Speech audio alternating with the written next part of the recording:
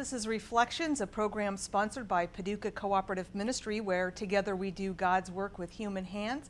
I'm Karen Winkel. I pastor United Church of Paducah here in Paducah, and our co-host Gregory Waldrop is gone today, which allows for a most intimate conversation with Reverend Jamie Broome, who's here from Emmanuel Baptist on just the crest of the hill on Buckner, right next to Clark Elementary. Good to have you here with us today. Thank you, Karen. It's good to be here. I know, before we get into our study today, we're going to be talking about the parable of the Prodigal Son. I know that your church is really in the thick of some exciting ministry that you're getting ready to share with the community. Talk about what's happening at your church. Okay. Well, at this moment, at least last evening, we started transforming our sanctuary into the set for the Life of Christ in Living Pictures, which is a presentation of music and drama that we perceive as our gift to the city and the Purchase area at Christmas time. We tell the story of the life of Jesus from birth through ascension. And so it requires about 200 of our folks involved in one avenue or another, from construction to makeup to parking to tickets to singing to acting to running lights. It's a major undertaking at for some folks, a very stressful and busy time of the year. So we're very grateful for our folks who've made this commitment now. This is our 24th presentation, so we're really excited about it and working hard, and so by the second weekend of December, we invite the folks from our area to come and see.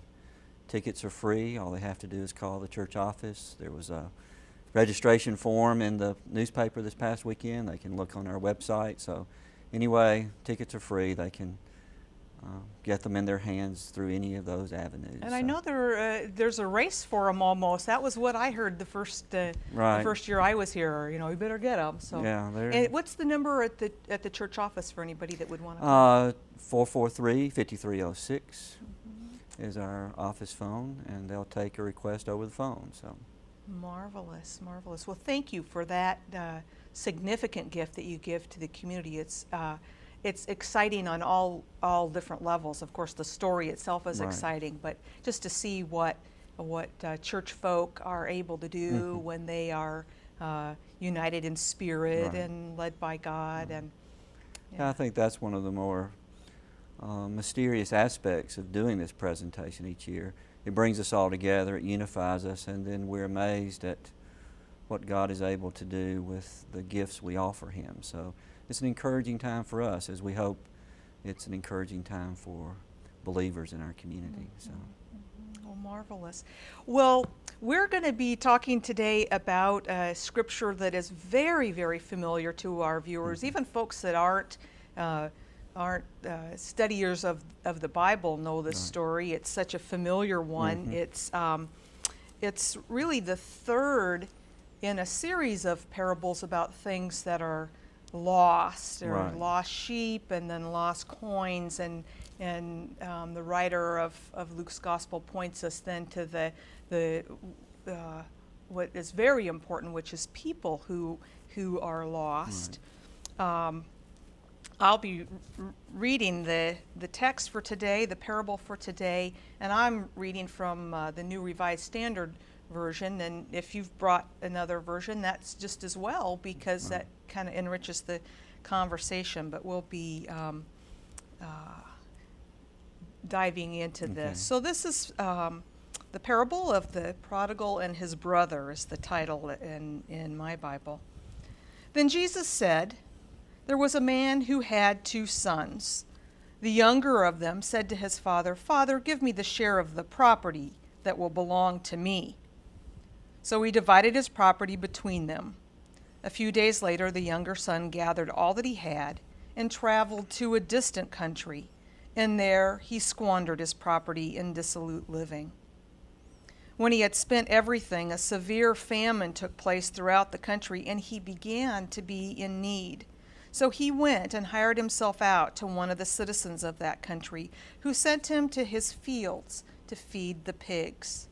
He would gladly have filled himself with the pods that the pigs were eating, and no one gave him anything.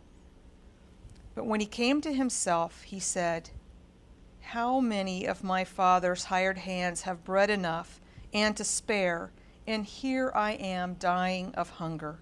I will get up and go to my father, and I will say to him, 'Father, I've sinned against heaven and before you. I am no longer worthy to be called your son.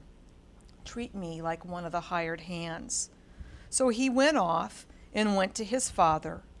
But while he was still far off, his father saw him and was filled with compassion and ran and put his arms around him and kissed him. Then the son said to him, 'Father, I have sinned against heaven and before you. I am no longer worthy to be called your son.' But the father said to his slaves, 'Quickly, bring out a robe, the best one, and put it on him. Put a ring on his finger and sandals on his feet. And get the fatted calf and kill it, and let us eat and celebrate. For this son of mine was dead and is alive again. He was lost and is found.' And they began to celebrate. Now his elder son was in the field, and when he came and approached the house, he heard music and dancing. He called one of the slaves and asked what was going on. He replied, 'Your brother has come, and your father has killed the fatted calf, because he has got him back safe and sound.' Then he became angry and refused to go in. His father came out and began to plead with him. But he answered his father, 'Listen, for all these years I have been working like a slave for you, and I have never disobeyed your command.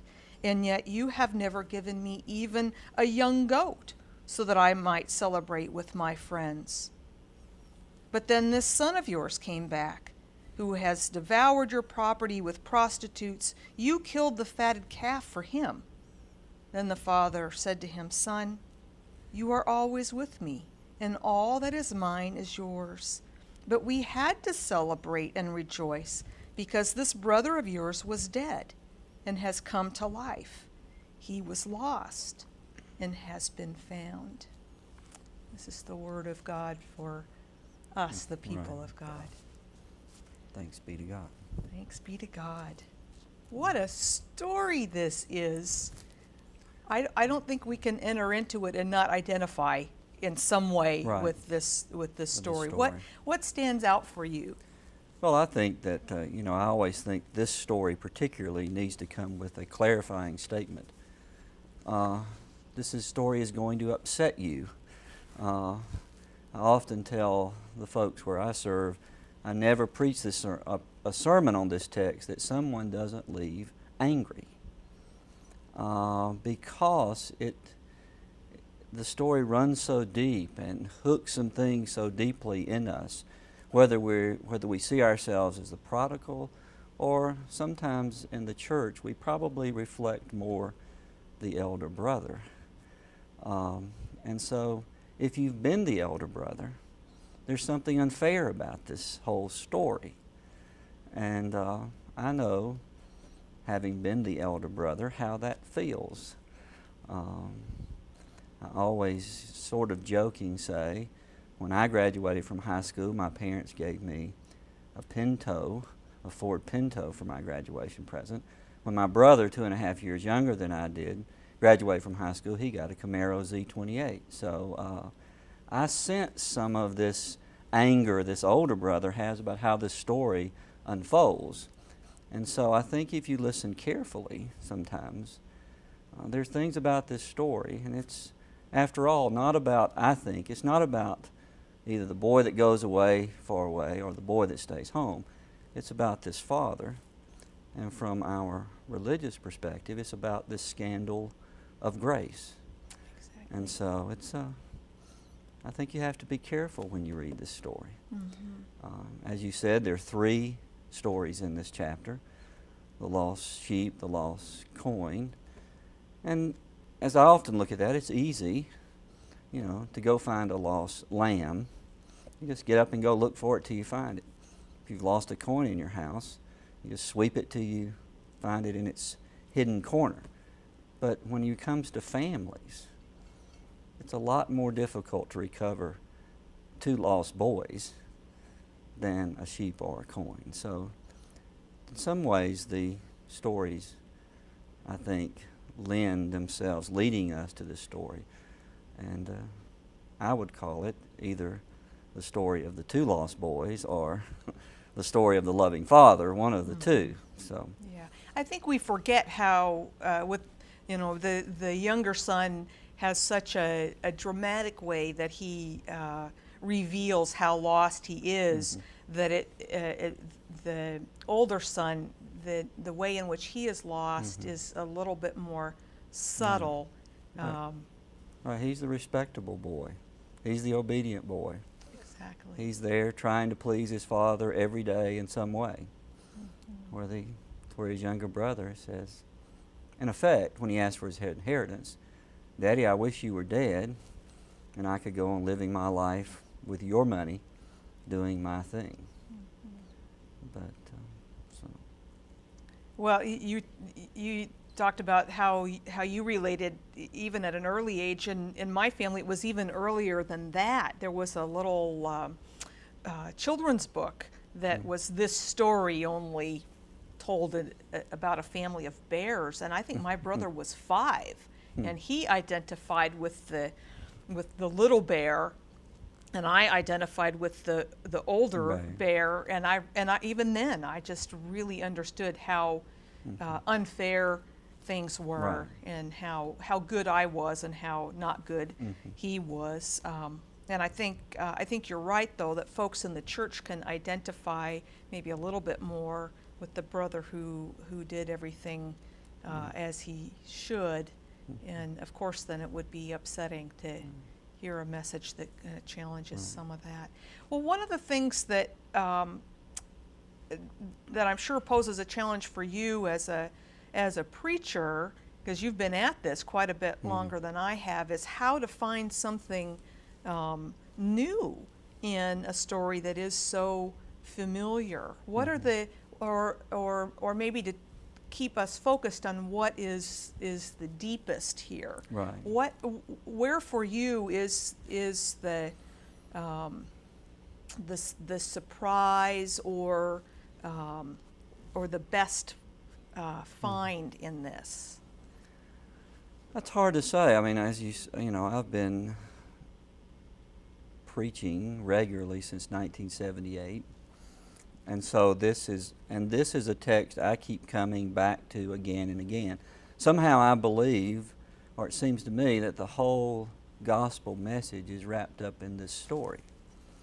And so I'm not sure, every time I come to it, I arrive at it a different place and walk away with it from a different perspective. You know, as I mentioned earlier, for years I could identify with the older brother, and yet at the same time, growing up in a small town in South Carolina, nobody wanted to get out of Cowpen, South Carolina as badly as I did. And I'm not sure this younger brother is necessarily bad. I think his older brother wants us to think he's really bad, because he at least knows he spent some of this money on prostitutes. It doesn't say that anywhere, but I wonder if the older brother sent spies to this far country to check up on his brother, or if that was the town gossip that was coming back. We were in the far country and we saw your brother, and he had 2 beautiful young ladies on his arm, and we suspect he had to pay them for their services. So you don't know how that happens, but I think the longer you live with this text and preach it, you identify with the younger brother at some time, the older brother at some time. But I think the story is asking us to consider that as people of faith, as believers, we are called to act like this father. And that's where I think we get a little upset. And one time I heard this text, and it's the father telling both of these boys. The first one comes home saying, I've sinned against heaven, against you. I'm no longer worthy to be called your son. Treat me like a hired hand. The older brother comes in. He's upset that the party's going on, and he says, you've just treated me like a hired hand. You've never given me. I hear the father saying, in my house, nobody lives like a hired hand. And so for a long time that was a very powerful image for me, that wherever you identify yourself in this story, or whichever character you relate to, in the end, the Father who represents God is saying, you are my sons, you are my beloved sons, my beloved daughters. There's no distinction made here. You live like sons in my house, not like slaves. And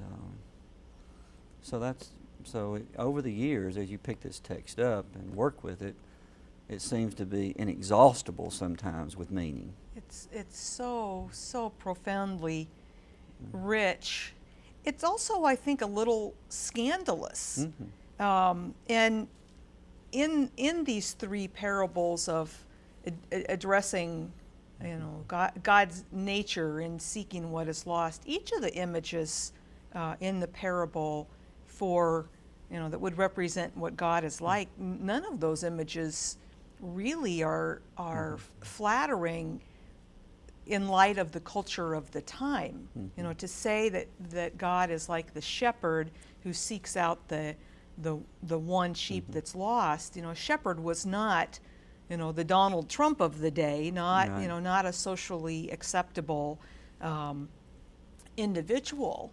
And to say that God is like that is a little bit of a scandal, or to say that God is like an older woman with her broom, pushing everything out of the way. That in Jesus' time was not would not be a common way of describing God. And also this father is behaving in some ways that would not have been the proper way to behave. That God surprises us with God's action. That for me, that's such a touching image of the father spying his son, returning home, just on the horizon, and he spies his son, and he just races out the door, and kind of, you imagine him kind of hiking up his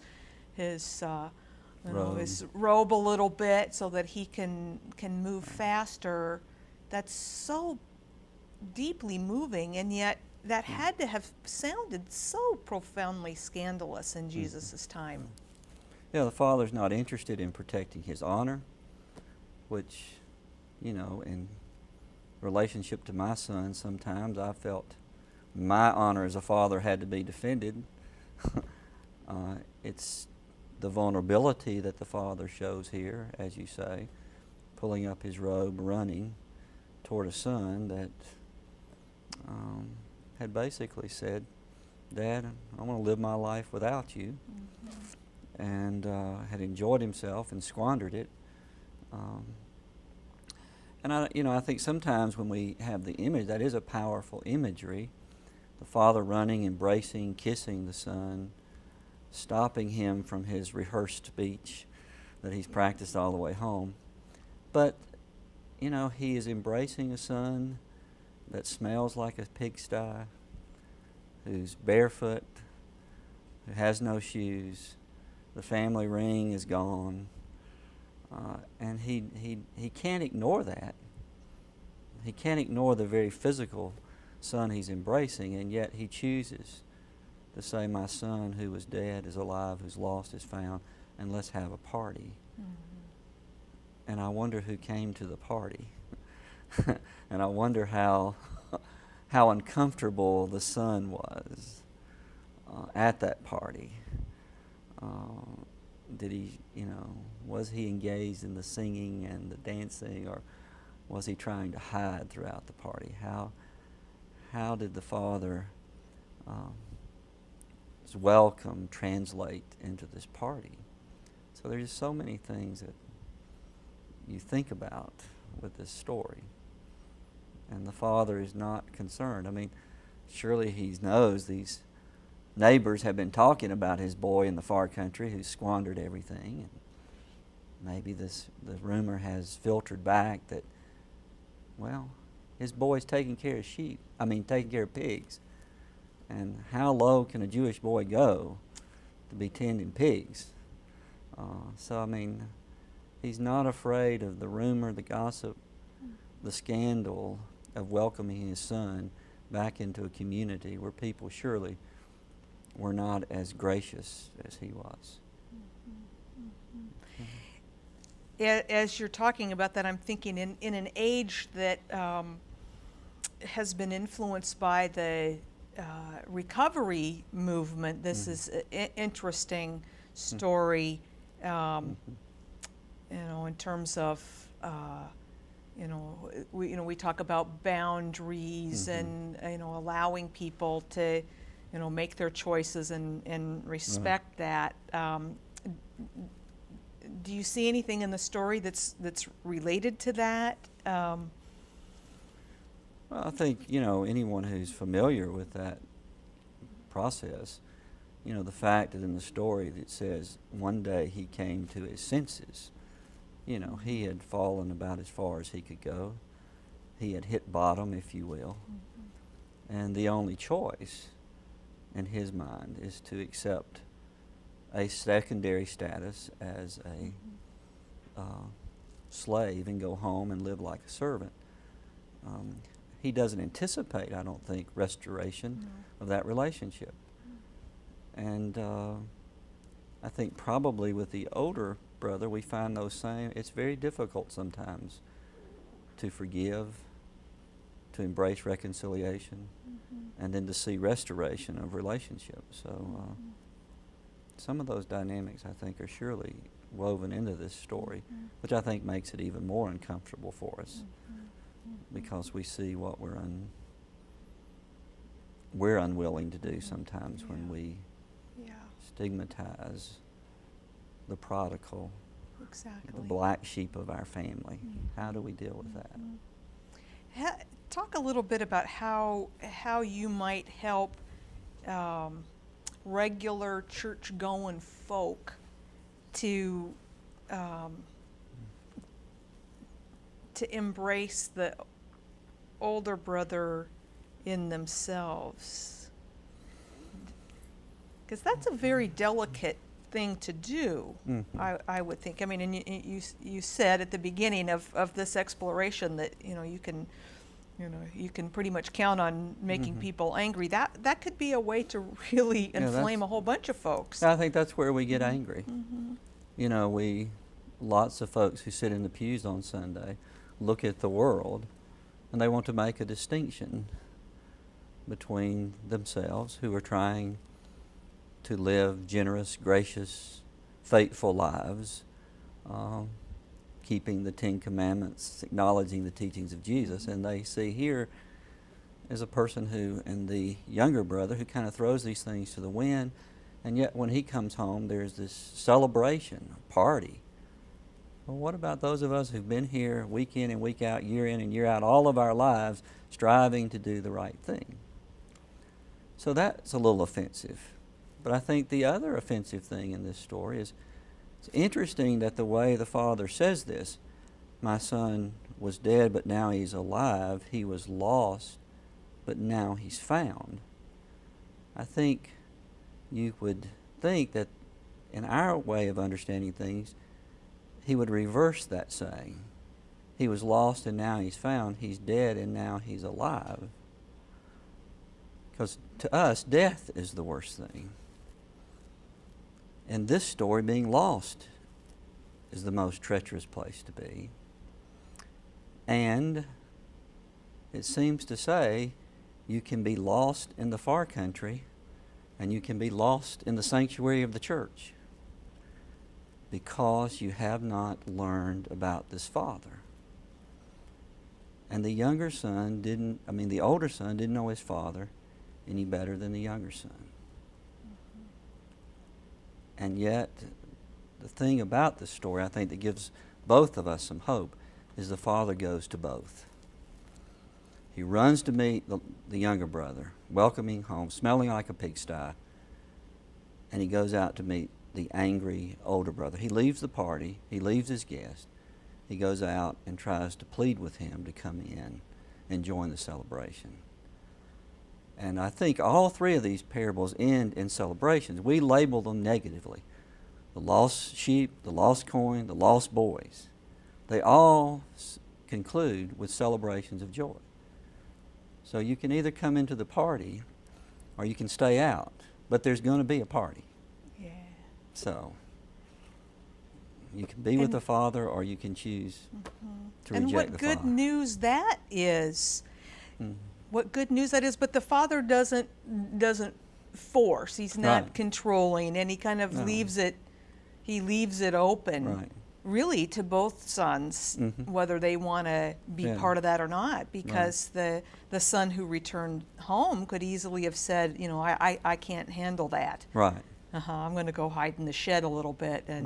but is willing to step into that, and the father leaves it open to the older son as well. Right, and we have so many people in our congregations who are still haunted by shame and guilt of a past decision, a past mistake, that even though they dwell in the house of the Lord, they don't drink deeply from this cup of joy and salvation because they can't really embrace the grace. And we have other folks who have all the ducks in a row, but they're fearful of making that mistake. So they can't drink of the cup of grace either. So, but that cup waits you if you'll just take it in your hand and take a sip from it. So.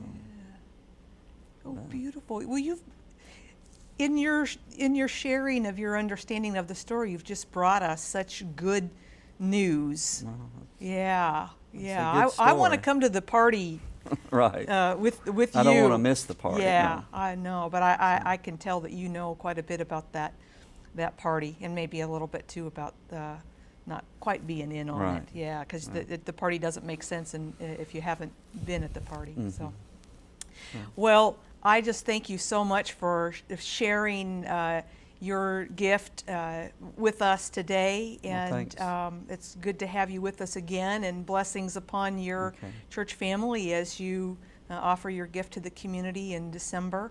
Thanks, And Karen.